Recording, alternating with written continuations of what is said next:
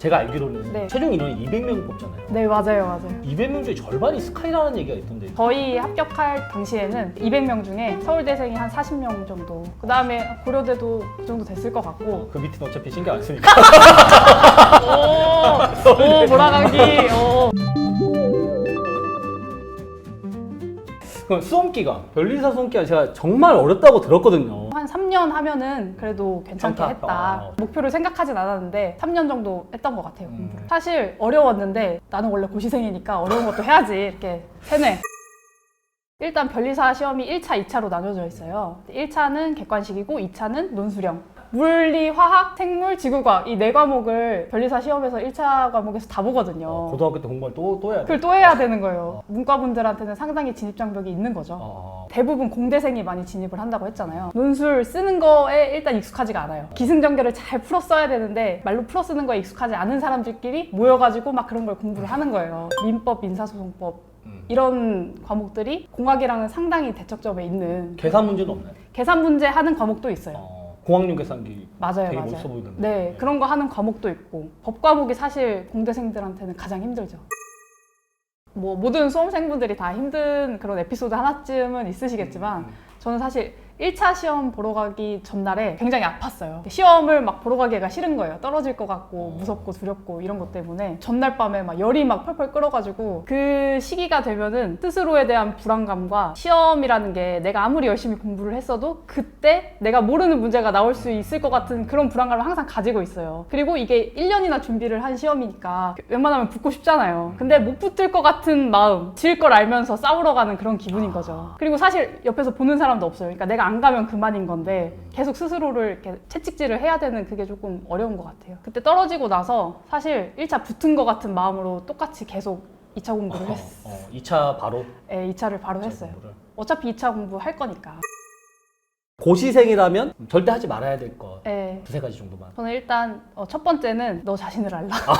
네 주제를 알아라. 사실 전문직 공부라는 게 한두 달 해가지고 붙는 그런 시험이 아니라 1, 2년 혹은 뭐 5년 넘게도 할 수 있는 공부잖아요. 그러다 보니까 자기 페이스 조절이 제일 중요해요. 그러니까 내가 하루에 몇 시간 공부할 수 있고 내가 어느 정도로 해야지만 스트레스를 안 받으면서 장기전으로 갈 수 있을지 그걸 빨리 파악하는 게 중요하거든요. 요새는 순공 시간 체크, 뭐 스터디 윈미라고 해가지고 다른 사람들이 얼마나 공부할 수 있는지 그거를 굉장히 잘 볼 수 있단 말이에요. 근데 그런 거 보면 사실 자괴감이 와요. 누구는 13시간 하고 잠 4시간 자고 하는데 나는 잠 무조건 8시간 자야 되고.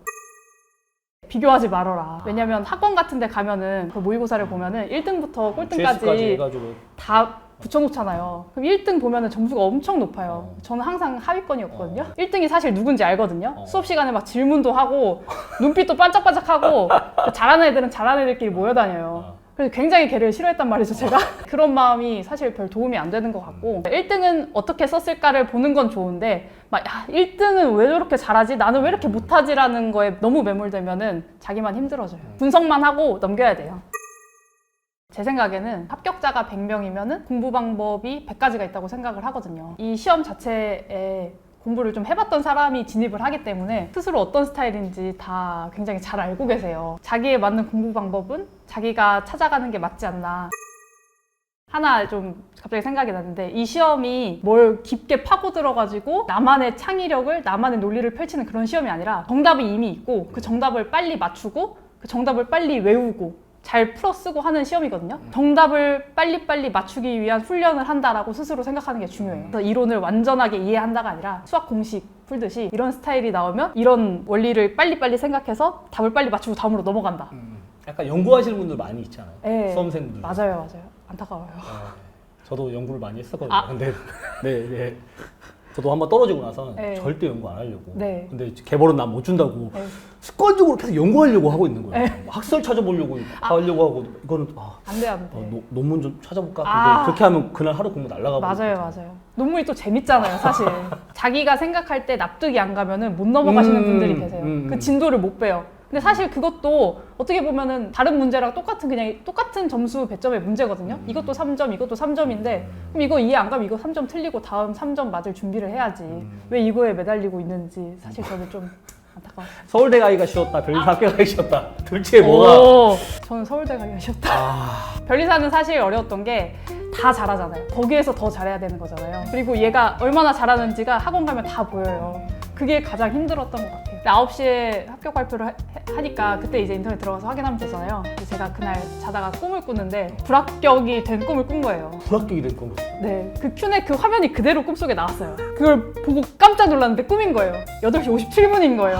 그래서 그때 긴장해가지고 이제 계속 그 큐넷 앞에서 있다가 검색을 해서 봤는데 합격 떠가지고 막 울면서 전화하고, 왜냐면 고시촌에 있었으니까, 부모님은 고향에 계셨으니까. 일단 변리사를 하려면은 새로운 기술 계속 접하잖아요. 근데 그거에 대해 거부감이 일단 없어야 돼요. 새로운 기술을 공부하는 것 자체가 너무 싫다, 나는 그냥 알고 있는 거에서만 계속 뽑아먹고 싶다, 그러면은 변리사 하면 좀 너무 스트레스 받으실 것 같고, AI 새로운 모델 나올 때마다 다 공부해야 돼요. 오히려 활용을 하시는 거지 AI로 변리사님들의 업무가 침해받는 거나 그런 건 없나?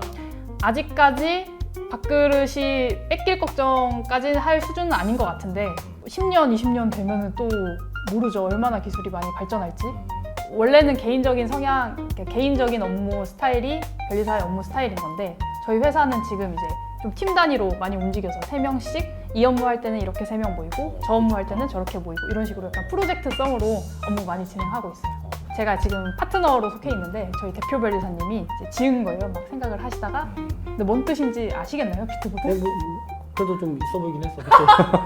저 젊은 느낌 나고 하니까. 비트코인의 비트니까요. 그런 얘기 엄청 왜 비트보드지?